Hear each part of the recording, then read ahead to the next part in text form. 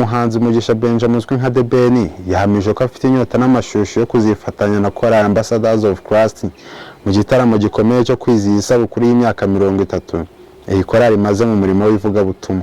Uyu muhanzi w'icyamamare yashyize hanze amashusho ashishikariza abantu bose kuzitabira kino gitaramo cy'amateka cya Ambassadors of Christ cyiswe God Painted Our Story, kandi yagaragaje ko nawe afite inyota yo kuzitabira kino gitaramo. Yabivuze agira ati nzaba mpari nawe uzaba uhari.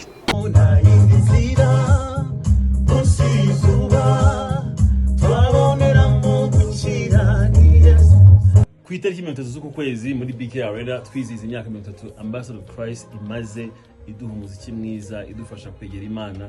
Make sure you get your ticket, uzaze ubane natwe. I'm telling you, nzaba mpari nawe uzaba uhari.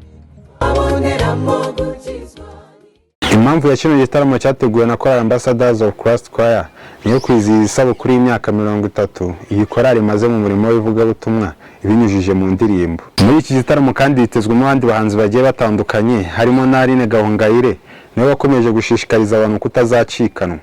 Iki gitaramo cyateguwe na Choir Ambassadors of Christ kigamije kwizihiza isabukuru y'imyaka 30 iyi korali imaze mu murimo w'ivugabutumwa. Kizaba tariki 30 y'uku kwezi ndetse kizabera muri BK Arena. Ndagushimiye dukomeje kubana umunsi ku munsi, mukomeje kubana ni Aizo, kanda ku gatima kandi ntiwibagirwe gukora follow kugira ngo tujye dukomeza kubana umunsi ku munsi.